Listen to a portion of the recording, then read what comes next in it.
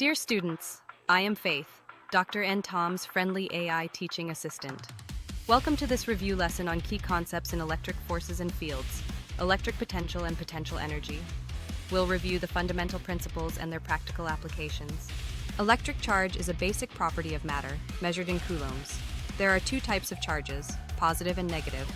Electrons and protons carry specific charge values. The total charge in an isolated system remains constant.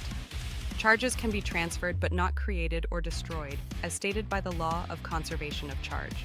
There are three methods of charging: friction, conduction, and induction. Friction involves the transfer of electrons between materials, conduction requires direct contact, and induction involves charge separation without contact. Coulomb's law calculates the force between two charges.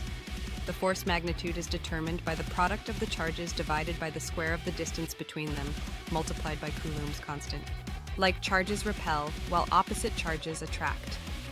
The force acts along the line connecting the charges and has a vector nature, meaning it has both magnitude and direction. Let's solve a problem using Coulomb's law. Given 2-point charges, we calculate the force between them using the formula, resulting in an attractive force of 5.4 newtons. An electric field is a region where electric forces act on charged particles.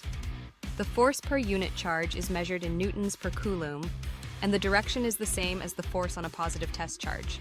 The electric field around a point charge radiates away from a positive charge and towards a negative charge.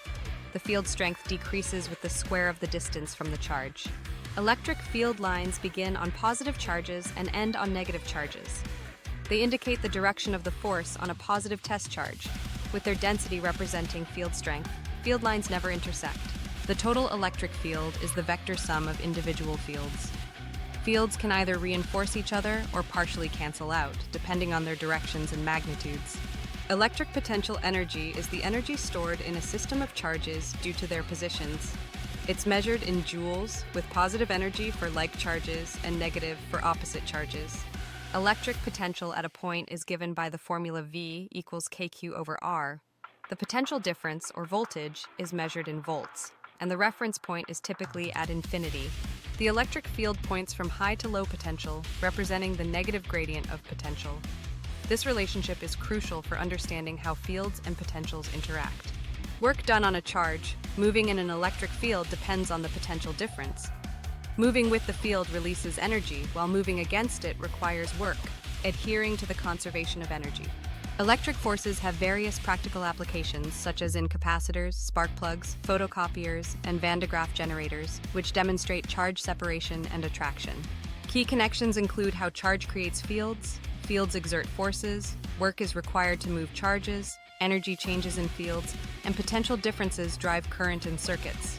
Let's apply what we've learned to a practice problem. Given a charged object in an electric field, we'll determine the force on the charge and the change in its electric potential energy when it moves. By calculating the force and energy change, we find that the force on the charge is 1.0 x 10⁻⁵ newtons eastward, and the change in electric potential energy is 1.0 x 10⁻⁶ joules.